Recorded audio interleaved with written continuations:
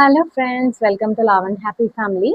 இன்னைக்கு என்ன வீடியோ பார்க்க போகிறோம் அப்படின்னா, ஆஹ் குழந்தைங்களுக்கு பால் கொடுக்கும்போது பால் கட்டிக்கிச்சு அப்படின்னா என்ன பண்ணணும் அப்படிங்கிறது நான் இன்னைக்கு என்னோட சொந்த அனுபவத்தை உங்களோட ஷேர் பண்ணிக்கிறேன். ஆக்சுவலாக இது வந்து ஒரு நியூ ரெமெடி. இது என்னோட முதல் குழந்தைக்கு நான் ட்ரை பண்ணல, சொன்னாங்க. ஆனால் வந்து நான் அதை வந்து அக்செப்ட் பண்ணிக்கல. ரெண்டாவது குழந்தைக்கு தான் இதை நான் ட்ரை பண்ணேன். அது என்ன ரெமெடி அப்படிங்கிறத நான் ஷேர் பண்ணிக்கிறேன். ஆக்சுவலாக பார்த்தீங்கன்னா, பால் கட்டுறது எதனால அப்படின்னா, முதல்ல குழந்தை பிறந்த உடனே அவங்களுக்கு சரியாக பால் குடிக்க தெரியாது. ரெண்டாவது ரொம்பவும் குடிக்க மாட்டாங்க, குடிச்சிட்டே இருப்பாங்க, அப்படியே தூங்கிடுவாங்க. அந்த மாதிரி இருக்கும். இல்லை ரொம்ப நேரம் தூங்கிட்டே இருப்பாங்க, அந்த மாதிரியும் இருக்கும்.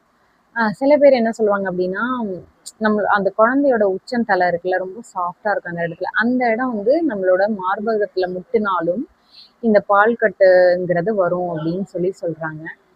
அந்த மாதிரினாலும் பால் கட்டிக்கும். இது வந்து ரொம்ப பெயின்ஃபுல். நம்ம கையை வச்சு பீச்சி எடுக்கும் போது ரொம்ப வலியா இருக்கும். அதுக்கப்புறம் குழந்தை மறுபடியும் குழந்தைக்கு ஃபீட் பண்றப்ப ரொம்ப பெயினா இருக்கும். இந்த மாதிரி எனக்கும் அந்த முதல் குழந்தைக்கு ரொம்ப பிரச்சனை இருந்தது. அப்ப நான் என்ன பண்ணுவேன் அப்படின்னா, அப்பயுமே எங்க வீட்டுல சொன்னாங்க, இந்த மாதிரி நீ ட்ரை பண்ணு அப்படின்னு சொல்லும் போது நான் அதை வந்து அக்செப்ட் பண்ணல. இதெல்லாம் நம்புற மாதிரியா இருக்கு அப்படிங்கிற மாதிரி விட்டுட்டேன். அப்புறம் என்ன பண்ணேன் அப்படின்னா, நல்லா சுடுதண்ணி வச்சுட்டு அதில் நல்லா கெட்டியான ஒரு டவலை வச்சு அந்த தண்ணியில் நனைச்சி நல்லா புழிஞ்சிட்டு அந்த டவலை வச்சு அப்படியே எங்கே பால் கட்டியிருக்கோ அங்கேருந்து அப்படியே தேய்ச்சிட்டே நீவி கொடுக்குறப்ப அந்த பால்லாம் அங்கேருந்து சொட்டு சொட்டா வரும். அந்த மாதிரி ட்ரை பண்ணேன். அதுக்கப்புறமும் ரொம்ப வலியாக இருந்து ரொம்ப ஜுரம்லாம் வந்து அதுக்கப்புறம் மறுபடியும் டாக்டர்கிட்ட போய் டேப்லெட்லாம் போட்டு தான் சரியாச்சு. இது முதல் குழந்தைக்கு. ஆனால் ரெண்டாவது குழந்தைக்கு இந்த மாதிரி வந்தப்ப நான் என்ன பண்ணேன் அப்படின்னா, எங்க அண்ணிக்கு ஃபோன் பண்ணி கேட்டேன். இந்த மாதிரி ரொம்ப பெயினா இருக்கு, என்ன பண்றதுனே தெரியல அண்ணி அப்படின்னு சொல்லி கேட்கும்போது அவங்க என்ன சொன்னாங்கன்னா, நான் ஒரு ரெமெடி சொல்றேன், ஆனா நீ கண்டிப்பா அதை பண்ணு, இது எனக்கு ஒரு டாக்டர் சொல்லி நான் பண்ணி தான் இதை உனக்கு நான் சொல்றேன் அப்படின்னு சொன்னாங்க. ஆக்சுவலா இது எங்க அம்மா சொன்னாங்க, அப்புறம் இன்னொருத்தவங்க எனக்கு தெரிஞ்சவங்க எல்லாருமே சொன்னாங்க. நான் ட்ரை பண்ணல, நம்பல.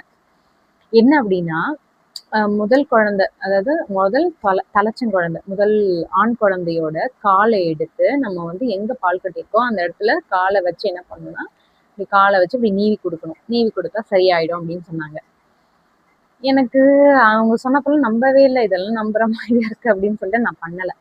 ஆனா எங்க அண்ணி சொல்லவும் கொஞ்சம் நம்பிக்கை வந்து, ஏன்னா ஒரு டாக்டர் சொல்லி அவங்களே பண்ணியிருக்காங்களேன்னு சொல்லிட்டு நான் என்ன பண்ணேன், சரி பண்ணி பார்க்கலாம்னு சொல்லிட்டு என்ன பண்ணேன், என்னோட முதல் குழந்தையே படுக்க வச்சு அவனோட காலையே எடுத்து நான் என்ன பண்ணேன்னா இப்படி வச்சு நீவி நீவி நீவி இப்படி பண்ணேன்.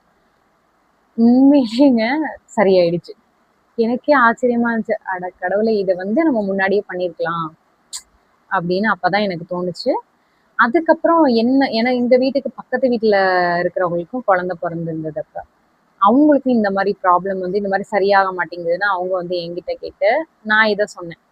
இதை ஷேர் பண்ணி அவங்களும் இதை ட்ரை பண்ணி அவங்களுக்கும் இது சரியாச்சு. இது ஒரு பெஸ்ட் ரெமெடிங்க, ஈஸியான ரெமெடி.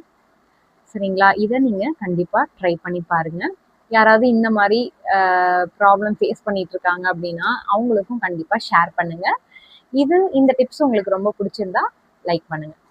ஓகே ஃப்ரெண்ட்ஸ், பாய்.